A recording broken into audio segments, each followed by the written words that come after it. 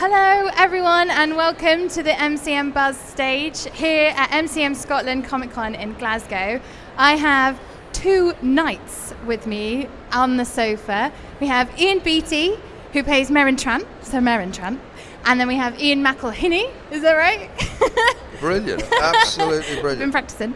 Who is, of course, Sir Barristan Selmy. So welcome. How are you finding Scotland Comic Con so far? Absolutely loving it. The fans have just been fantastic. Everything's just been great. The fans of the show are just so incredibly enthusiastic. And I'm such a huge fan of the show myself. So, I'm just having a wonderful day today. Really enjoying it. Yeah, likewise. It's great. You know, it's so well organised. It's been so busy since we arrived. Everybody's lovely to meet. So we're having a great time, yeah. Have you seen anyone cosplaying as your characters? Anyone in full-on armour? There was one guy came up to the table wearing just a leather jacket, and I said, "What's all that about?" You know, and it was a style thing. It actually looked very cool. It looked really, really good, and it looked probably just about right for this environment because it's getting warm in here now. You know? It is. But we've had quite a few coming up in all sorts of variety of costumes, and it's great to see that. Yeah. You know, it's great when people take the time to dress up and put on the face paint and whatever. It's lovely. It's good fun. Yeah. So you guys are both native Northern Islanders. Yes. And Game Although of Thrones... my father was born in Glasgow. Oh, there you go. Half Scottish, thank you. Amazing. Yay, bringing it home.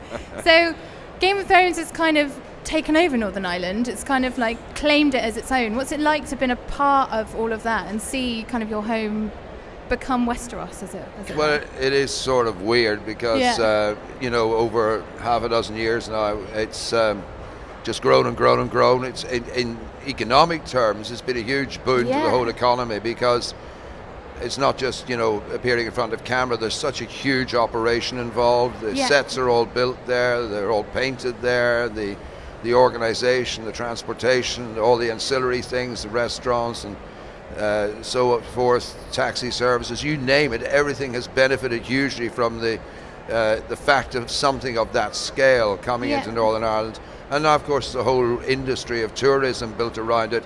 Go to this site or that site or the other where Game of Thrones is filmed.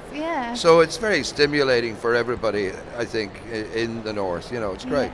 It's also allowed other film productions and television productions to come into Northern Ireland on the back of Game of Thrones. So it's not just Game of Thrones now, but it's turning Northern Ireland into something that I have always hoped for and always believed could happen. It's turning Northern Ireland into a centre of excellence for film and television making.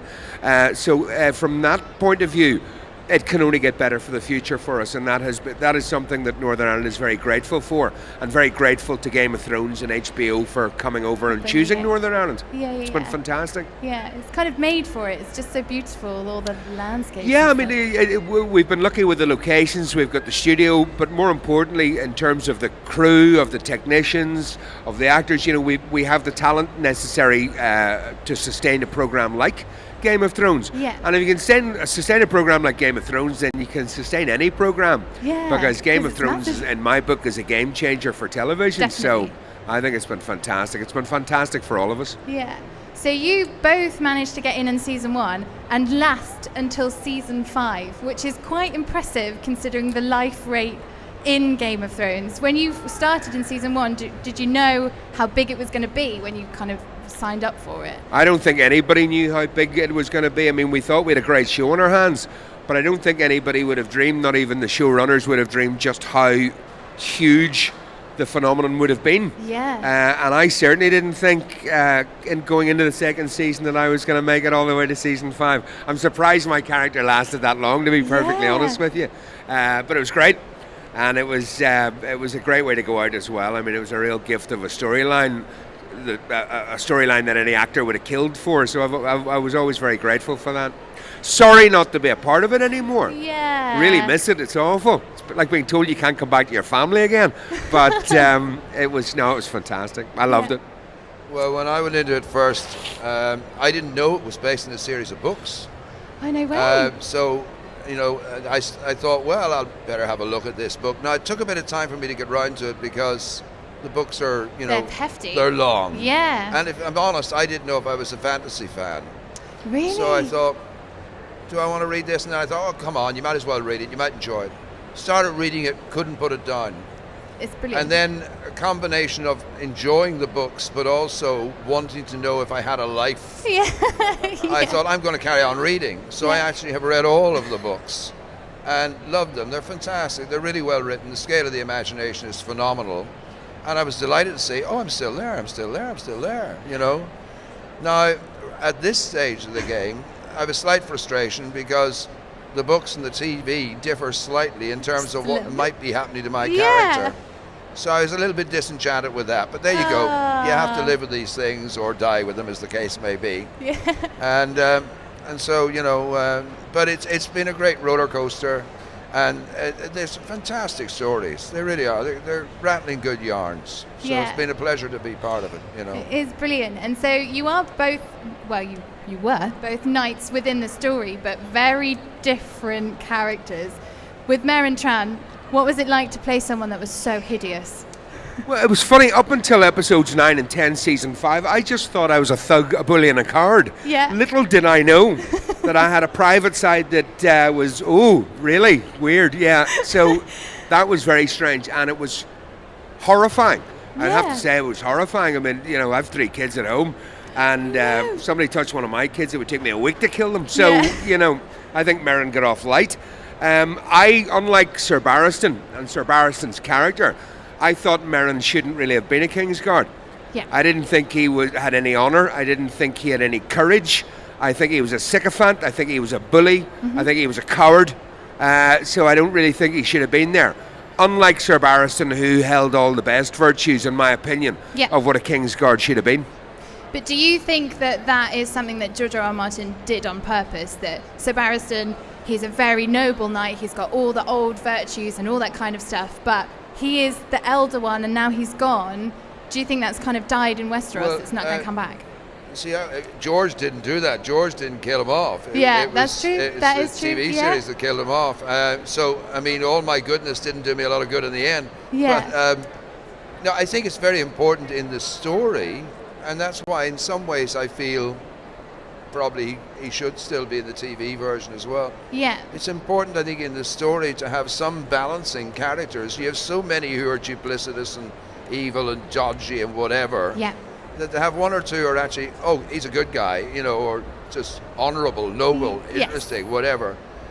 I think it would be nice to have maintained that sort of strand, because there's not many of us out there, you know. Very few and far between. And I'm not out there now, so it's left to, you know, one or two others like Davos or whatever to hold that side of the equation, you know. Yeah. So disappointed, but there you go. Yeah. You know. Yeah.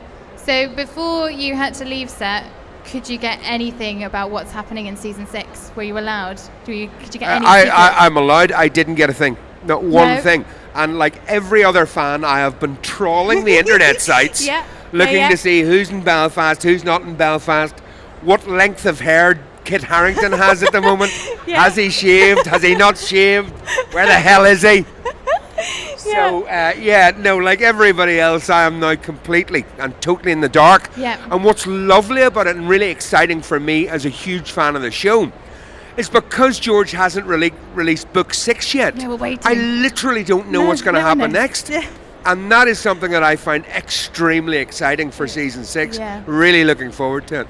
It'll be really good. No, we're all absolutely in the dark now, everybody, and that's great, you know, because anything is possible. Yeah. But, you know, what happens in 6, if you talk to anybody that's still on the show, whether it's cast or crew, they won't tell you anything. Even though you've been there yourself, you say, come on, give me one word. They won't tell you a damn thing. No. Yeah, that's not fair. You know, we were in it. Come on, we're part of the club. No, you're not in it anymore.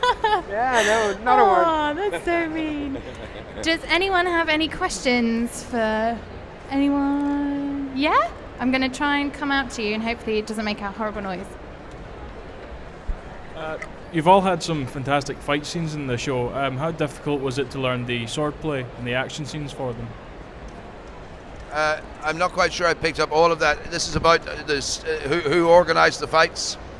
There's a whole stunt team. In fact, funnily enough, when we were flying out from Belfast last night, we didn't get chatting to him, but we saw passing through the guy who was the stunt coordinator obviously been overworking on Game of Thrones this season and probably heading back to London. But there's a coordinator who will actually map out how the fights are done, how the fights are done, and there's a whole team of stunt guys who work with him. So for instance, in my own case, I was fighting, I don't know, 20 harpies or whatever the number it was. Every single one of those harpies was a stunt guy. And they would have worked out their routines with the stunt coordinator. So whenever I came in to do my fight with them, the only person needing to be taught the fight, the only actor involved in the fight was myself. So they just had to make sure that I learned the routines so that it becomes muscle memory. That's the important thing. You don't, if you're doing a fight, you can't suddenly stop in the middle and say, what's the next blow? You've got to have done it enough that it becomes like a muscle memory thing. But at least around you, everybody who's working with you is a stunt guy. They're used to, working in that way, so they're not going to hurt you. They're going to know how to avoid being hurt by you, which is the thing that might happen. And it's pretty well coordinated, and you just rehearse enough times with them that, touch wood, when you do it on camera, it runs smoothly, For me, I didn't really have much by way of fight sequences, and that was a wee bit. No, I wasn't in Blackwater. Funny enough, I was spared Blackwater, but I didn't get much by way of a full-on fight. I mean, even the fight with Sirio, I stood back and let all the other stunt guys deal with him. And then I just broke his wooden sword. But I was on set the day the stunt guy came in to do the Mountain versus the Viper fight sequence. Whoa. And there was this guy who was standing in for Pedro, who was his stunt double. And I have never seen anything like him. He's famous within the industry. I think he's half Chinese and half English. And he is the most stunning fight sequence, action stuntman that I have ever seen. And you only saw a bit of it on camera. Some of the stuff, some of the twirls he was doing, some of that, absolutely fantastic. And that was a real pleasure to watch, a real pleasure. The stunt guys are second to none. They're fantastic. They are so good at what they do. And they have one job, to make us look good. That's all they do. They make us look fantastic. So, brilliant stunt team.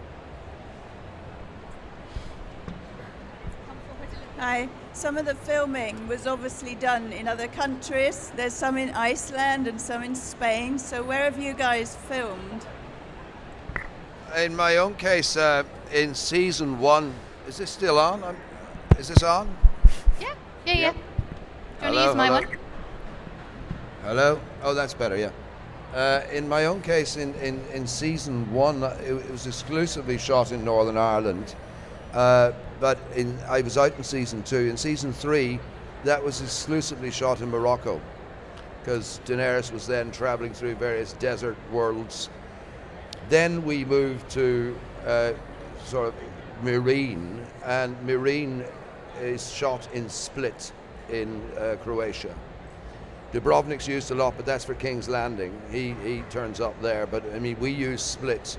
So all the marine stuff, exteriors are done in Split. All the interiors are done in the studio in Belfast. And the studio sets are just phenomenal. They look like the real McCoy, and they're fabulous. But you're indoors, under a roof. It's probably raining outside, but that's the Pyramids interior when you're in Marine. For me, I got to Malta in season 1. Croatia in season 2, Dubrovnik. Season 3, Croatia and Morocco. Season 4, Croatia. Yeah, season 4, Croatia. And season 5, Croatia. Plus all the stuff in Belfast. I didn't get to Spain, which was disappointing. I'm working on that at the minute. See if Marin Trant has a twin brother out there somewhere, but... I was just about to say, it just sounds like he's on some dirty great big holiday. But I mean, in my case, actually, I was disappointed also because when they got rid of me in season 5, it happened before they went to Spain. The week after they killed me off, they went to Spain. I missed out. Aww, poor lamb. No, there's a theory about bringing people back. If they see you die, you're dead. if they see you, let's be clear about this. If they see you appear to die, you may not be dead. If they see you dead, then you're dead, and there's probably no coming back. You know, I was hoping at the end of episode 4, you see me in a battle, you see me lying there in a pool of blood. Is he dead? Yeah. Is Grey Worm dead? Yeah. The next episode, no, Grey Worm, he managed to survive. The next episode, they start with me lying on a beard in Daenerys' palace. So unfortunately, he's dead. He's gone. Oh well. It's not fair. We're back in the microphone. You share mine. Okay, I've got. That one's gone. Yeah. I'll have to Ran out of time. Have I got time to do a competition? Okay, we're going to do a competition. I've got a couple of goodies. I'm going to do 3 questions to test your Game of Thrones knowledge. They'll be really easy. So, hands up. What is the name of Jon Snow's wolf? Jon Snow's who? Wolf.